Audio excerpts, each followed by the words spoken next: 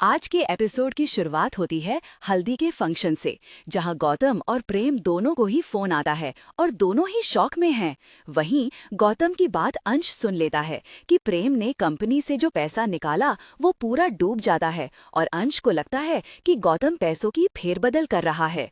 तभी अनु माँ आती है और अंश को समझाती है और पीछे से वसुंधरा के चिल्लाने की आवाज आती है और पता चलता है कि राजा और वसुंधरा के बीच परी को वापस लाने के लिए बहस हो रही है, जिसमें ये पता चल जाता है कि राजा और माही सुबह ही परी से मिलने गए थे, जहां वसुंधरा ये इल्जाम लगाती कि अनुपमा के संस्कार अच्छे नहीं हैं और राही ने ही राजा को उकसाया होगा कि वो शाह हाउस जाए और वहां शाह हाउस में ही सबने मिलकर पट्टी पढ़ाई होगी।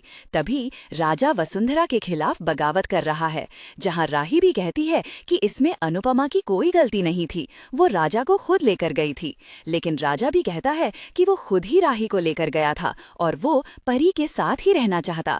तभी पराग भी इस बहस के बीच में आ जाता है और कहता है कि अगर उसे परी के साथ रहना है तो उसे घर से बाहर रहकर किराए के मकान में रहना पड़ेगा, जिसका किराया वो खुद भरे। और अगर राजा परी के साथ रहा तो उसे घर से बाहर कर दिया जाएगा, साथ ही कंपनी से भी। इसके बाद पर पराग पूछता है, क्या अब भी तुम परी के साथ ही रहोगे? और राजा कहता है कि हाँ, और ये बहस यही रुक जाती है।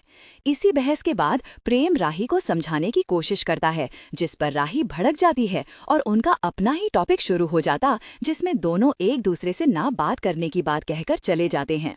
दूसरी तरफ प्रार्थना और अंश की भी बात होती है, जहां अंश गौतम को एक्सपोज करने की बात करता है, लेकिन प्रार्थना उसे मना कर देती है क्योंकि कहीं बात पलटकर उसी पर ना आ जाए।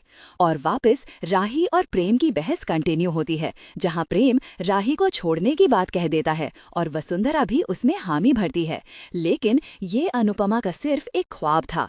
इसके बाद अनुपमा बहुत डर जाती हैं और कान्हा जी से प्रार्थना करती हैं कि उनके बच्चों के जीवन में सब कुछ जल्द से जल्द सही हो। तो क्या अनुपमा बच्चों के जीवन में सब कुछ सही कर पाएगी? और क्या अंश गौतम को एक्सपोज करने में कामयाब होगा? और क्या राजा और परी होंगे अलग?